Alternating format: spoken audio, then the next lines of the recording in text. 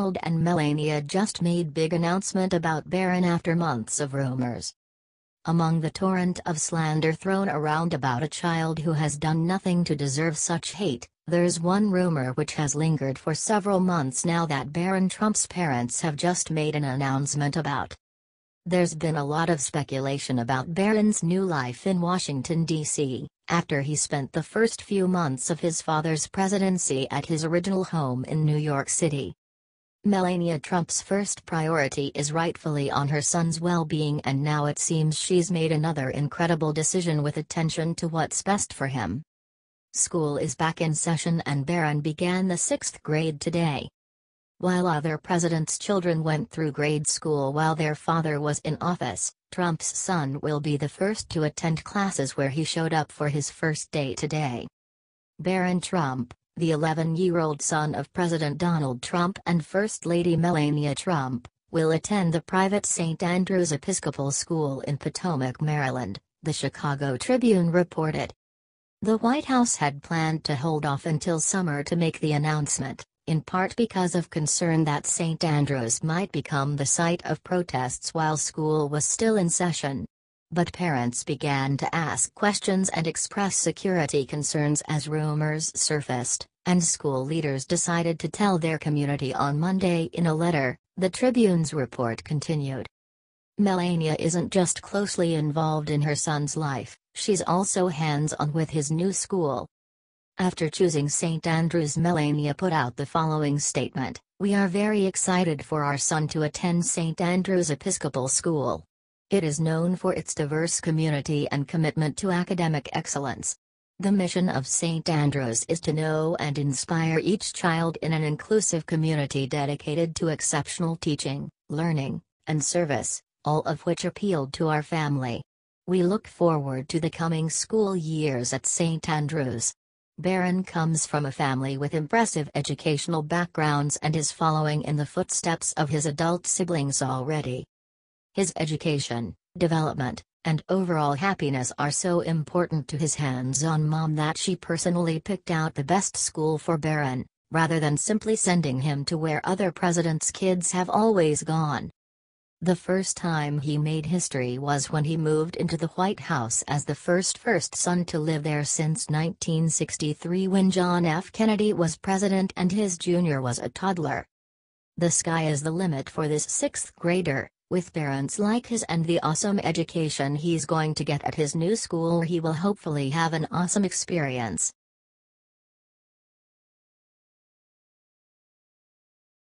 Thuggish looters in Texas just reached new low with what they're doing with dead victims' bodies. These looters have been entering into hurricane victims' homes and stealing whatever they can get their hands on. These disgusting humans have no regard for anyone, and that was proven after what these looters did in one hurricane victim's home. On the best side of that coin, we see neighbor helping neighbor rebuild their homes, seek shelter, or open their doors for the less fortunate. Now, of course, if that was not disgusting enough, one group thugs sank even lower by looting one woman's home who had died from Harvey's floodwaters. 90-year-old Agnes Stanley was stubborn and wanted to ride out Hurricane Harvey in her own home despite what others people warning her to leave. The elderly woman was found floating face down in around 4 feet of water, and if that was not horrific enough, realizing that looters went into her home and burglarized makes it even worse. Agnes Stanley died in her home after floodwaters rose quickly in this Houston neighborhood. One woman tells me she swam through 10 feet of floodwater and broke into this home trying to check on her elderly neighbor. Michelle Potch is a trained paramedic and was quick to act when her home and others on Meyerwood Drive started taking on water. The Harris County Medical Examiner confirms a total of 29 storm-related deaths, and they expect there will be more as the waters start to recede and families are able to get back into their homes. Law enforcement said that Stanley's home was one of many that were targeted by looters in the area. Hopefully, the looters that broke into Agnes Stanley's home will be caught so that they can face justice for their nasty act.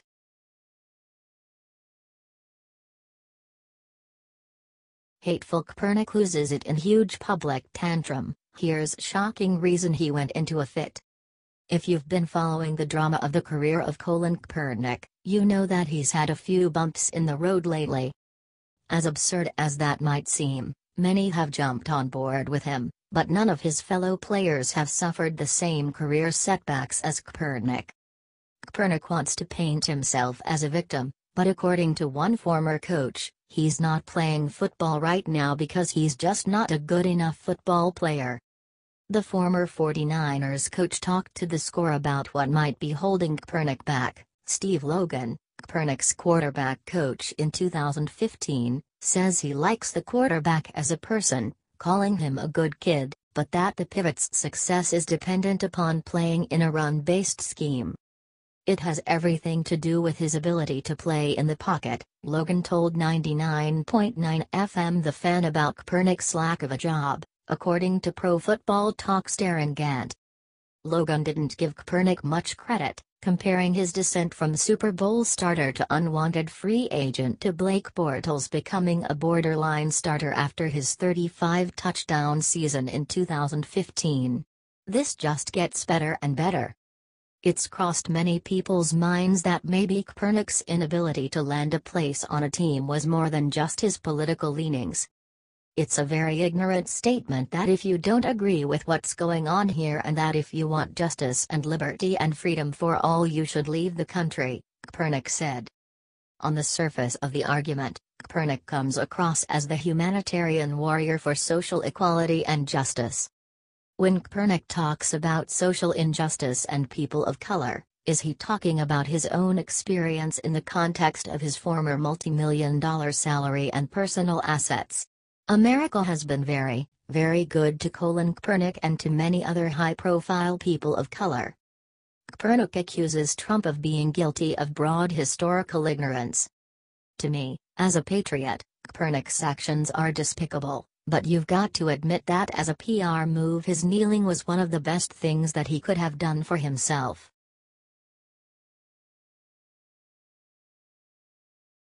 Cyclibs force investigation into Trump after seeing what his new hat says that wasn't MAGA. President Trump could cure cancer and the liberals in the mainstream media would accuse him of being biased against the disease. For liberals who can't seem to win when it comes to hating our dear President and First Lady, the hats came across as tone-deaf considering the state of emergency caused by Hurricane Harvey.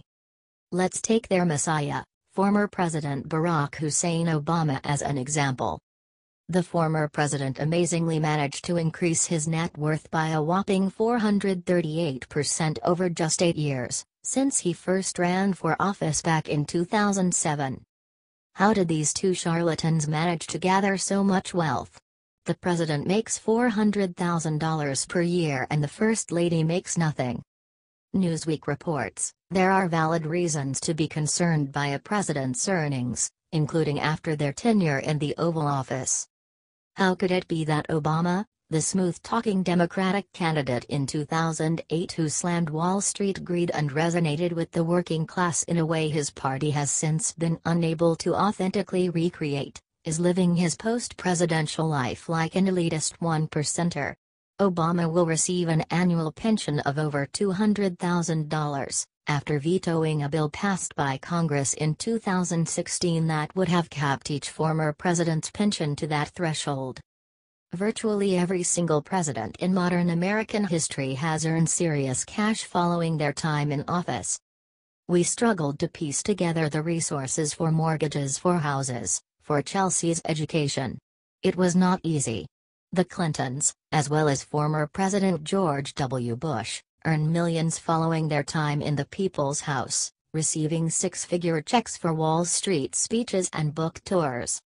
The Obamas are set to earn an unprecedented post-presidency income, and it's alarming his critics, supporters and other Democrats alike.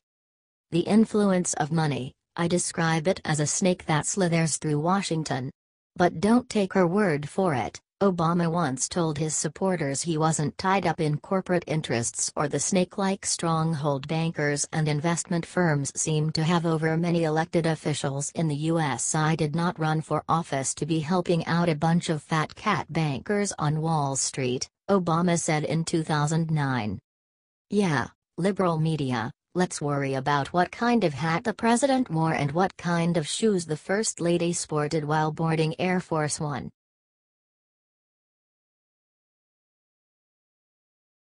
It's official. Here's who will be completely eliminated by February 2018. We're talking, of course, about the DACA program that allowed almost 1 million illegals to be grandfathered into temporary citizenship because they illegally entered the country as children. The ending of the DACA means that the Dreamers will be headed back to their country of origin pronto. The Department of Homeland Security formally rescinded the Deferred Action for Childhood Arrivals program, known as DACA, with a 6-month delay for current recipients. The executive branch, through DACA, deliberately sought to achieve what the legislative branch specifically refused to authorize on multiple occasions, Sessions said, blaming the policy for the recent surge at the border. During the 2016 presidential campaign, Trump had promised to terminate DACA, though he appeared to soften his stance since taking office. Congress, get ready to do your job, DACA. Trump tweeted Tuesday morning. While some Republicans support the goals of the DACA program, many opposed the use of executive action to institute it, describing the move as a presidential overreach. During the presidential campaign, Trump referred to DACA as a legal amnesty. However, he seemed to edge away from that stance in April when he told the Associated Press that DACA recipients could rest easy. The DACA program was formed through executive action by former President Barack Obama in 2012, allowing recipients to get a deportation reprieve and work permits for a 2-year period subject to renewal.